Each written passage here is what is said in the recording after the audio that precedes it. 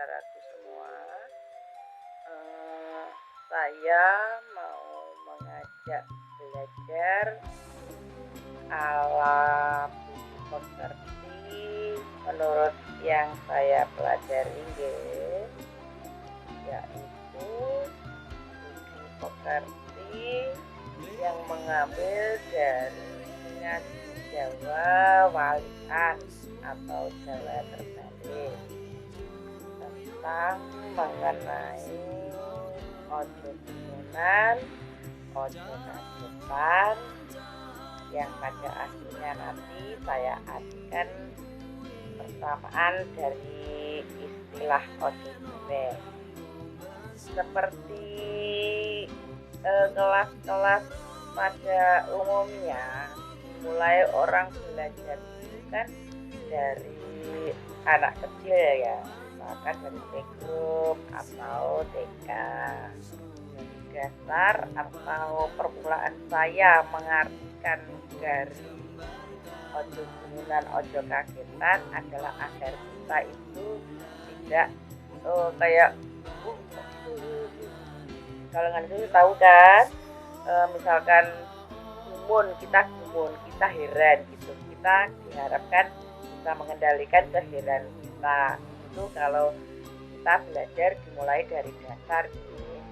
Setelah pemahaman tersebut kita dapat, seiring usia kita naik kelas, memasuki sekolah dasar menuju sekolah menengah atas, menengah pertama, pemahaman tentang keheranan kita tingkatkan menjadi keheranan kita itu adalah untuk menyemangati sesuatu yang orang lain itu adalah sebuah kelebihan atau tingkat budi yang baik atau sebuah karya kita hargai dengan memuji, wow kamu hebat sekali. Kalau nggak seperti itu, untuk menyemangati kita agar kita lebih berkarya atau lebih berisi. Seandainya pasti itu kan lebih padat gitu, kita artikan bahwa kehadiran kita bukan semata-mata dihantam promo atau kebiah uyah. Itu istilahnya apa? Pengertiannya adalah agar kita menambah kepercayaan diri tanpa harus sombong.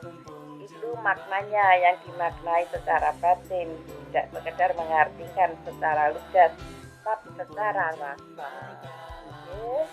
Peningkatan rasa untuk menuju ketidaksombongan. Mempelajari ilmu Jawa memang sulit, saudara, sulit. Tidak semudah atau sederhana yang terlihat. Sepertinya kan ojo kagetan, guyonan, ojo guyonan. Kalau orang mendengarnya atau mengucapkannya kan kelihatannya mudah. Seperti hidup ini loh saudara, kelihatannya wajar biasa. Tapi tidak semua orang bisa menerjemahkan atau memaknainya, mempelajari ilmu keramat tersebut. Kenapa saya bilang ilmu keramat? Karena itu ada ilmu warisan leluhur orang Jawa yang memang benar-benar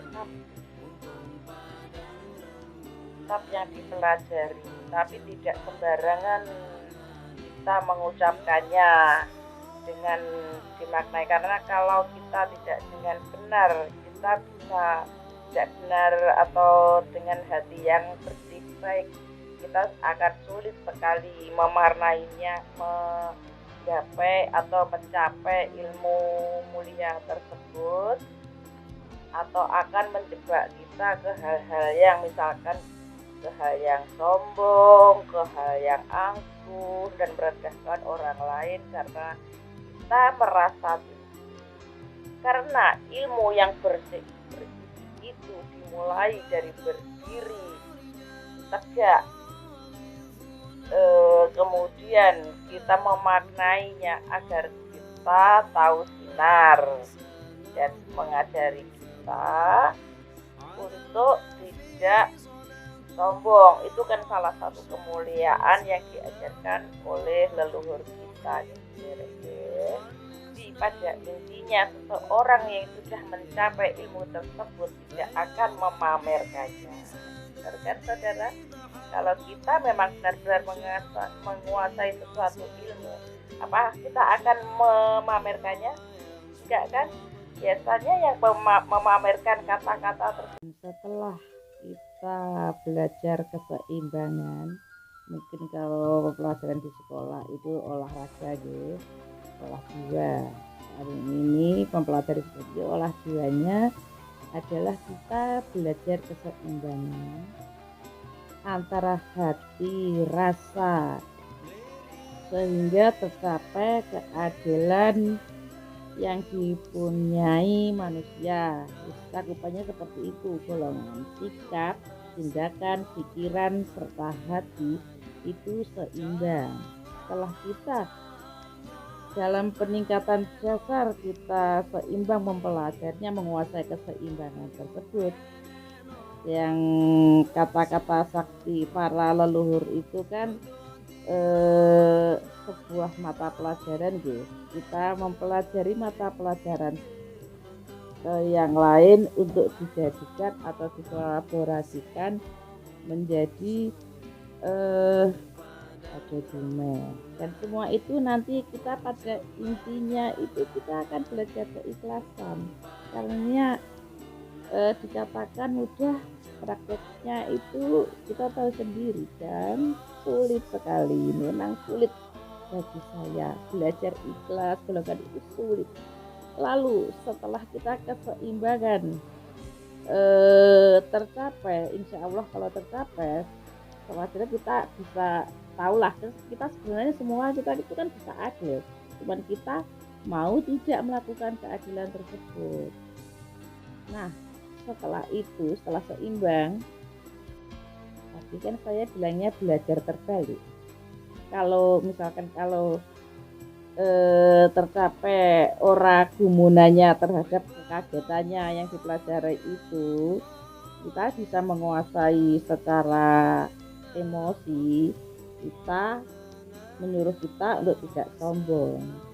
Jadi slogan-slogan atau kata-kata mutiara tersebut, kata intan permata tersebut tidak dipakai untuk guyonan atau pelengkap atau untuk menguatkan sebuah stabilitas sendiri. Itu adalah ilmu yang sangat mulia. Jangan main-main dengan ucapan-ucapan seperti itu. Kalau panjenengan insya Allah belum memaknainya secara benar, meskipun itu adalah mata pelajaran, kita memang dituntut untuk santai, selalu ceria, bahagia. Bukan berarti kita cengengesan atau menertawakan dengan tertawa itu kan berbeda gitu. Ngece atau guyon itu kan berbeda gitu. Semoga